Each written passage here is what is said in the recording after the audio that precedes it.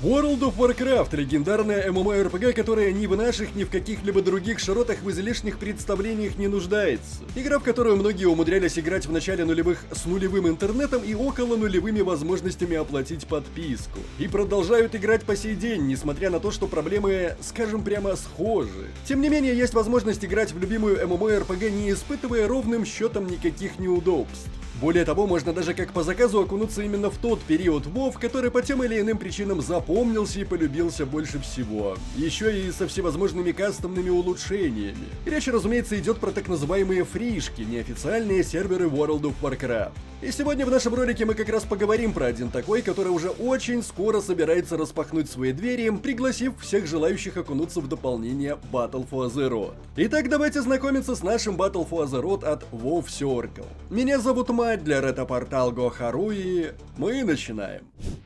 Battle for Azeroth, седьмое дополнение к World of Warcraft, увидевшее свет летом 2018 года, было, как мы помним, посвящено полномасштабной войне между Альянсом и Ордой. Дополнение повысило максимальный уровень персонажей до 120-го, добавило континенты Култирес и Зандалара, а также ввело союзные расы, разновидности уже имеющихся игровых рас. Также не стоит забывать, что именно в этом дополнении было убрано разделение на PvP и PvE серверы. Мировое PvP в WoW, к сожалению, было мертво на протяжении уже многих дополнений, и так называемый режим войны, можно сказать, несколько оживил сложившуюся ситуацию. Да, не решил, а лишь сделал ее не такой, беспонтовой для PvP игроков. При этом с вводом эпических полей боя был актуализирован и старый PvP-контент. Вернулись мировые БГ вроде Озера Ледяных Оков и Ашрана. Никаких вам больше случайных полей боя. Появление союзных рас, в свою очередь, оживило мировую обстановочку в целом. В Азероте появились новые народы, уважение которых нужно было еще заслужить, а благодаря своим способностям и, разумеется, истории, новые расы стали не просто очередной бесполезной внешкой, но вполне себе полноценными персонажами для игры. Кроме этого, БФА предложила много чего еще. Интересные механики в рейдах и подземельях на 5 человек, большое количество синематиков, аж почти на 1,5 часа реального времени, атмосферный режим «Жуткие видения», предлагавший игрокам новый вижен Азерота в стиле Нзота, систему сущностей и многое-многое другое. Не обошлось, конечно же, и без условных минусов. Так, дополнение ругали за огромное количество нераскрытых сюжетных линий, излишний рандом, технические проблемы. Однако, в общем и целом, можно сказать, что Battle for Azeroth занял достойное место как в истории World of Warcraft, так и в сердцах многих геймеров. Собственно, именно по этой причине и вернуться туда будет, что называется, не грех. И вот здесь мы непосредственно переходим к открытию нового сервера Battle for Azeroth 8.3.7 от WoW Circle. Итак, для начала непосредственно про само открытие. Оно состоится 14 декабря этого года в 18:00 по московскому времени. При этом за 3 дня до старта, 11 декабря тоже в 18:00 по МСК, будет открыта возможность создания персонажей. Ну а прямо сейчас в рамках игрового мира проходит ОБТ с рейтами X11, куда тоже можно в любой момент заглянуть и оценить сервер. Кстати, раз уж заговорили про рейты, то на новом сервере они будут X5 на опыт, в то время как все остальные стандартные X1. Особенно стоит отметить постепенное открытие контента с 8.0 до непосредственно 8.3.7. То есть начнется все, как несложно догадаться, с 8.0, затем через некоторое время 8.1 с волнами возмездия, потом 8.2 с возвращением Асшары и, наконец, 8.3 с видениями Нзота. Иными словами, у игроков будет возможность пройти путь почти аналогичный официальному серверу. При этом каждый новый патч будет вводиться исходя из текущего прогресса реалма и освоения игроками уже доступного контента. Версия клиента всегда будет последняя, все изменения будут происходить на уровне сервера. Отсюда и следующий пункт, о котором не могу не упомянуть: хорошая и проверенная временем работоспособность.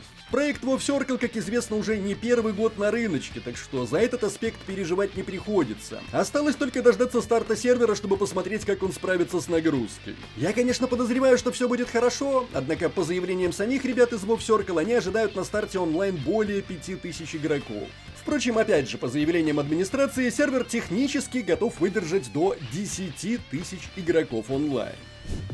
Идем дальше. Полезные модификации. Да, сервер умеренно кастомный, хоть в подавляющем большинстве моментов это действительно максимально возможный близлайк по части PvP и PvE, который удалось реализовать на текущий момент с акцентом на актуальный для БФА контент. Тем не менее, будет и некоторое количество, так сказать, отсебятины. Так, например, на сервере будет реализована динамическая система смены рейтов от X1 до X5 путем ввода специальной команды в чат. Это нужно для тех, кто хочет по хардкору попробовать прокачку на X1. Режимы PvE и PvP спектаторов, иными словами, наблюдателей, которые позволят просматривать PvE и PvP игры в режиме лайв.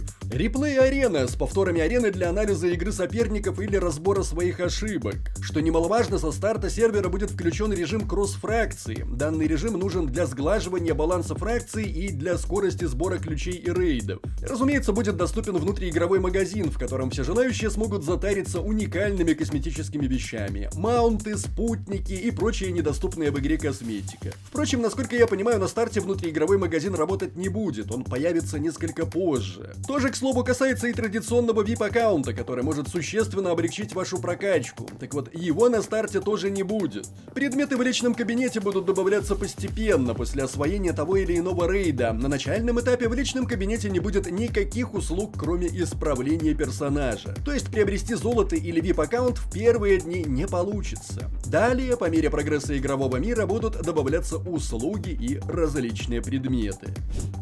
Что ж, народ, я думаю, вполне очевидно, что если вы любите World of Warcraft, но, скажем так, не сильно довольны текущим положением дел в официальной версии, наш World of Warcraft от WoW Circle всегда готов принять вас в свои ряды. Особенно, если вам понравился в свое время Battle for Azeroth или вы по какой-то причине пропустили это дополнение. Еще раз напомню, старт нового сервера состоится 14 декабря этого года в 18:00 по московскому времени. Предсоздание персонажей 11 декабря в 18:00 по МСК. Ну а прямо сейчас, ежели чего, можно заглянуть на ОБТ. Старт обещает быть веселым и, что немаловажно, многолюдным. Проект проверенный, администрация более чем адекватная. Вроде обещают реализовать выдачу всевозможных достижений, вроде первый на сервере и тому подобное.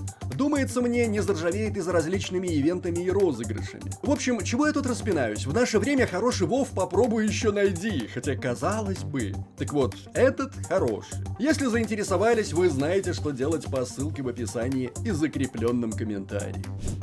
Не забываем, как всегда, традиционно поставить лайк или дизлайк этому видео, поделиться им с друзьями, наставлять свои комментарии, прожать колокол, чтобы быть в курсе выхода нового контента, и подписаться на нас везде, если еще не подписаны. С вами был Мать для ретропортал Go.ru. Еще услышимся.